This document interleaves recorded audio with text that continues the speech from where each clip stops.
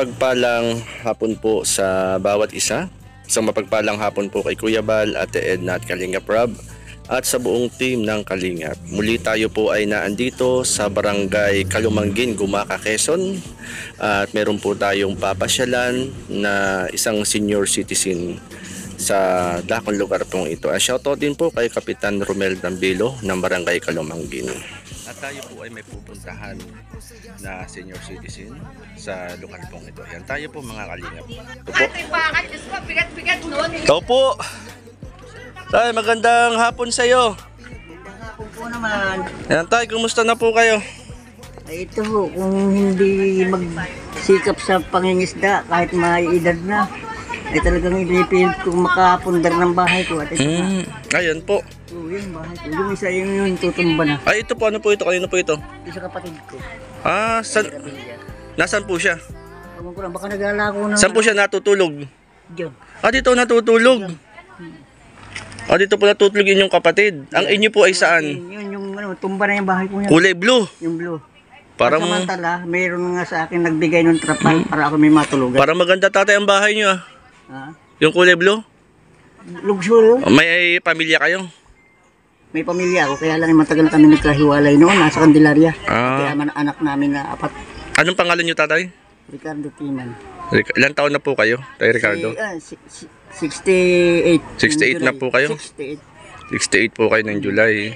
Ibig sabihin, magkapatid lang po kayong naandito? Magkapatid kami. Anong oras na uwi po sinong panganay po? Ang panganay namin ay naandun sa Dacoron. Ito yung ay bunso sa akin. Mas panganay kayo sa kanya. Mirabilia. At sulo kayo sa buhay? Sulo. Ano pong kabuhayan ninyo? Yung sa pangingisda nga, pag oras ng yung buga-bugaan dagat, hindi na kami makalaot-laot. Ay hangad ko nga na ay magkarma lang ako ng bangkang di motor dahil sa guwanan ang gamit ko. Yung buhay ko, nagbubuntog ako ng buya. Nagbubuntog ko kayo ng buya ho.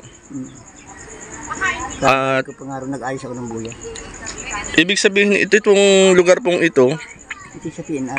Sa PNR po ito. Yung akin yun, sa Urbanpur yun, yung asul na bahay. Yun po. Sino kasama nyo doon, tay? Ako lang. Kayo lang kasama nyo doon? Kaya lang, yun ay kung iba, yung award ba, nung kami pinapaalis dito sa lupa ng insect. Kanto ko. Award sa bawat isa sa amin. Award po yan. 32 square meter. Di ano kayo rito tatay, magkakamag-anak kayo rito? Mga ilang tao lang ba? Marami na rin yung mga dito, naninirahan. Saan kayo nagluluto? Ay may abo-abo, may tungko-tungko akong tatlo. Tay, pwede ba tayo makapasyal doon sa bahay nyo? Saan ang daan ho? Ay doon, walang pag kakabila tayo, sa kabila. Kakabila ho. Dito walang shortcut dito? Wala dito. Wala palang shortcut dito. Iikot ho tayo. Malayo pong iikutan tayo. Konti lang. Konti lang ho. Kakayuan ko. Siyempre, naghahanap buhay sa dagat. Hindi rin minsan ihasilaan sa pambigas-bigas. Ibig sabihin sa inyong tinitirikan ng bahay ninyo ay award sa inyo. Award. Ay, kumusta na yung bahay nyo, tatay? Ay, kung natutumba na yun. Nakasubsob na nga, aga-apura na nga yung kapitbahay ko. Gusto maipagawa na itong bahay ko. Dahil sila ay hindi rin makapagawa ng kanila. Nakasubsob din yung bahay ko yan. Tagal na yan, yung blinda pa. Ayun. Ay, itong mga kahoy na ito, tatay. Kanina ito, inyo to. Akin yan. Gagawing haligi nga doon dito ay pagkaano samantala. Itirikan ko muna ng pansamantala. Anong oras po na uwi yung kapatid nyo? Ay, pag minsan higat, malaming na ko na sa gabi. Mga bandang alas 9. Abay, bakit ganun oras o? Ay, pag minsan ayun ay nanonood ng TV ron, alayan panooran doon sa Gamaw. Sa Gamaw po napunta? Ay, ito po yung kanyang tinutulog. Saan natutulog siya rito? Diyan mismo. Yung yan, lalaglag lang yan. Dito siya natutulog. Saan daan ho nito? Diyan din. Dito na daan? Diyan din ako na yun na nga minsan ngayon nahulog yan dyan. Ay, kawawa rin nga ang karayo. Dito na daan? Ay, matagal na rin yung walang asawa. Ganun po ang ba? kasama niya rito ay naman yung isang anak na... Saan ho natutulog? Dito? Dito naman yung anak. Ano po, lalaki, babae? Lalaki. Ay, anong trabaho po? Ay, siya ay kunay. May nagkaroon ng trabaho sa Barangay Hall. Sa Barangay Hall ho? Kay Kapitan Tambelo. Yung pala yun sa inyong tatay, ano? Grabe po ang yan. Pala ko dito yung sa inyo. Makikita naman dito pag makita. Baka tayo tatay ay gumuho. Hindi naman. Dito lang. Kami. May shortcut tatay. Saan daan ho dyan? Ito na lang ako nahalos doon sa may abungan. Aba, ano pa? Dito, kita naman yung bahay. Ah, dyan ho, bahay ho nyo. Babaw.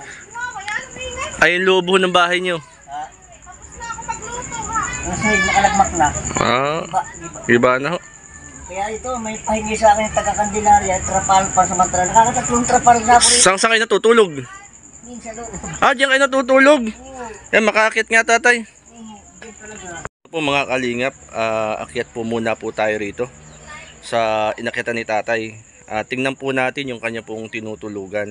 Ito po mga kalingap, at mangangakyat po tayo ngayon. Dito po. Tatay, baka madlas ah. Ah, grabe. Dito kayo nadaan tay. Tapos, Dahil hindi ko ano pa dito yung bahay at walang kapirahan. yan yung ba, diyan ka natutulog. Tutulog, nakakatatlong palit na yan taga-Candelaria naman nagbigay sa akin itong trapal na ito. Wala mahina ito sa init. Ayan ho. Madaling lumutong. Tatay, itong tinutulugan nyo. Oo. Yan. Ibig sabihin, dapan-dapa na yung bahay nyo, ito yung tinutulugan nyo. Nakalaglag na yung haligi yun. Kaya yung nambubungon. Yung pala yung bahay ni, ano nga pangalan ng tatay? Ricardo Timan. Yung pala yung bahay ni tatay Ricardo Timan. At hindi na yung natutuloy ang tatay. Hindi na ho. Dahil bagsak na. Mhm. Ngayon, ito, ginawa ninyo ito. Ginawa ko pansamantala. Pansamantagal. Pansamantagal nyo ginawa yung tatay, ano? Iisip ko nga na pag ito gagawa ko ng kubong-kubong maliit para malipatan ko. Pansamantala ay ako'y kahawanin ko muna yung loob nito at doon muna ako tutuloy. Tatay, wala bang ahas dyan? Wala mo na ako nakakita ako. Paano kayo natutulog yung tatay? Pwede bang pasok nga po kayo? Ito po si tatay, oh. Senior citizen na po ito mga kalingap. Ay, grabe. Paano kayo natutulog dyan? Sa loob ng may cabin na kumot. Sige tatay, pasok nga po kayo. Diyan, kawawa. Mga anak ko. Yan. Hindi na kita si tatay, madilim na. Ito po, yan mga kansalit po mga kalingap. Yan. Tatay, nasa kayo nahiga dyan? Sila ko sa loob. Minsan nga dito sa tagiliran natulo din ang ulan. Tatay, parang flashlight ninyo. Natulo din ang ulan. Yan, dito kayo natutulog tatay. Kaya sabi ko nga ay ano na kayang pamumuhay ito. Ayaw na akong tanggapin sa construction dahil senior na raw ako. Pero kaya pa ninyo, palagay nyo. Kaya pa sana. Kaya lang, Kaya ayaw naman tanggapin ako sa kumpanya. yan, dito pala kay tatay. Kaya nagsisikap nila ako sa dagat. Sa pool na yan ang aking hanap buhay. Yan po pala ang inyong tinutuloy. Ano? Hindi ba tatay maano dyan? Hindi ho ba malamok? Parang dami lamok ko ay. Ano naman, pagka nagluluto ako, nawawala yun lang. Saan kayo nagluluto? May tungkuhan. May tungko kayo. Yung pala yung bahay ninyo, ano, gibana. Nag-iba na nga. Tapos dito kayo nag-ano. Naapuran ako ng kapitbahay doon para kasubsubin mo. Para kayo tatay nagbabahay-bahayan na. Yun na nga. Ay ang mga Oo. gamit ko ay wala na rin kaano na kaano. Ito po mga kalinga po. Si tatay, ano nga, Ricardo ho. Tatay Ricardo. Ito po mga kalingap, andito po tayo. Nagpunta po tayo rito para makita po si tatay Ricardo. Yan. Ito po yung kanyang ano, tinutuloy na ito po. Mga kalingap po. Tatay, medyo malamok. Yan, ito mga kalingap po. Ito po yung bahay ni tinutuloy ni tatay Ricardo. At dito po tayo, nakisukso po tayo rito. Ay, Dito sa tagiliran yun. ay grabe. Sakop yan ng award. Award sa inyo yan. Ganong kadawak tata yan? 32 square meter po. Ha? 32 square meter. 32 square meter. Ang iniisip ko pa mo dito, ay hindi umano ito palalagyan daw ito ng titulo. Para maging sarili ko. Ay yun nga ang diferensya ka ako yung gagamitin sa paglalagay ng titulo. Wala rin kapirahan. Yung mga ano ko. Paano tatay kagaya ngayon oh? Umuulan. Ay talagang ano. Umuulan ho ngayon. Tapos na rin yung trapal langit bandang yan. Eh paano tatay kung sobrang lakas ng buhos ng ulan? Naalala ko, kahit mararat ako walang bagyo. Dahil pag walang bagyo, bagsak din ito. Mhm. Bagsak. Nabaha ho pa rito? Bumabaha ho? Minsan nga dito lulusong ako yung tubig ay mga hanggang dito. Ibig sabihin tatay, dito na kayo talaga dumadaan. Dito na ako nadaan. Dito na nadaan talaga. Pero lalagyan ko ito ng daanan pagka ito inaalis ko na itong gagawin ko sa kubo. Sa anak ko ito ay ito na ito. Ito po pala si tatay, Ricardo. Kung ako gagawa ng ating bahay talaga sa sakop ng urban. Kumbaga tatay, manalangin kayo na malay natin maghimala ang Lord sa buhay po ninyo. Ano po? Yan, ito po. Kung hindi magsikap po ay talagang wala. Bali pangingisda lang po ang kabuhayan nyo. Ang isda. Eh pagkulo ng dagat, paano ho yun? Wala rin namang mapapaghalamanan. At mahigpit din na ibang may-ari. Ito ay sa tawi na itong bundok. Wala na kaming alagaang nyugan dito. Si tatay. Kaya walang ibang hanap buhay. Kasi tatay, yung daan nyo rito. Para kayong nagbabahay-bahay. Yan po mga kalinga po yung bahay ni tatay. Tinutuluyan niya na ito yung bubong. Yan lang po yung bubong. Katumba na. Nakatumba na. At nakita naman natin yung bahay niya. Ang daming lamak po. Tatay. At salamat sa panahon ninyo. Kaya aking nakausap.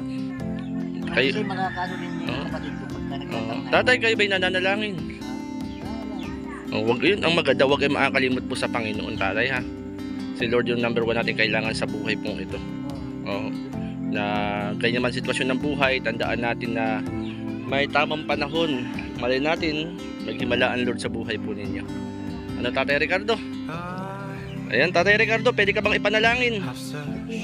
Sige, dyan na lang, dito lang tayo manalangin, tatay. Sige, ipakiyuko lang po ang ating ulo, tayo manalangin. Dyan lang, tatay. Dyan lang po tayo. Yan, Panginoon, tinataas ko po sa iyo si Tatay Ricardo. Batid mo po, Lord, ang sitwasyon at kalagayan po ng kanyang pong buhay. Akin pong dalangin, Panginoon, na ikaw po magbigay ng kalakasan sa kanya. Ikaw, Lord, ang umabot, tumugon na nilalaman ng kanyang pong puso at isipan.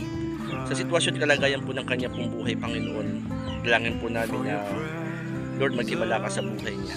Lord God, maraming pong salamat. At higit sa lahat, huwag siyang makalimot sa iyo at manalig sa iyo, Panginoon Jesus. Sa ngalan ni Jesus, itong aming panalangin hiling. Jesus name, Amen. Tatay, naniniwala ba kayo sa Diyos? Nananalig ba kayo sa Panginoon? Nananalig kayo sa Panginoong Jesus na walang imposible po sa Lord?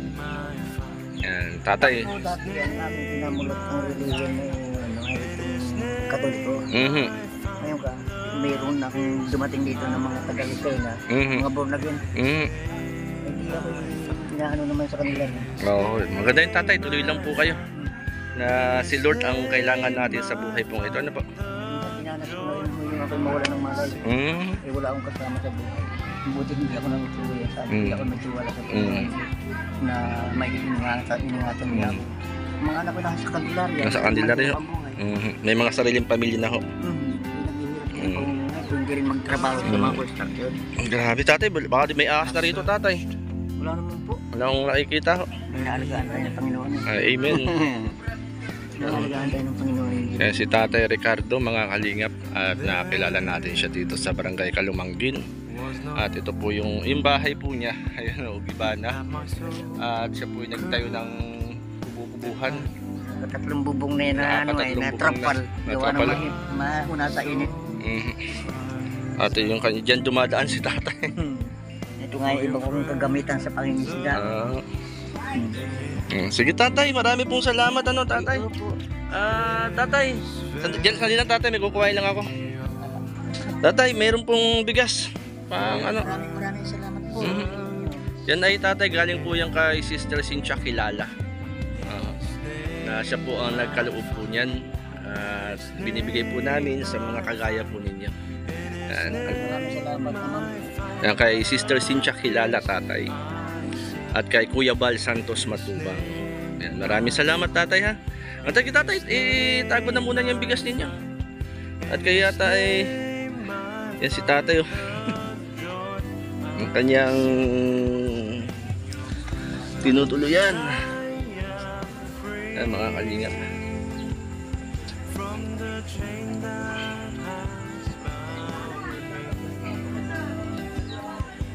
Yan si Tatay Ricardo. Nakasilong sa trapal at sirang bubong yero.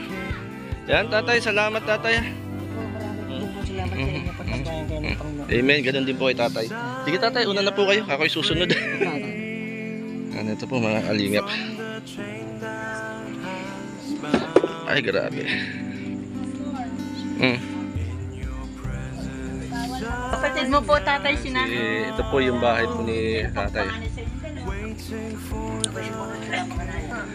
Dito po yung ano, tatay, dito yung kapatid niyo ano. Patay nga po tatay, pwede patingin tinutulugan eh, tinanay.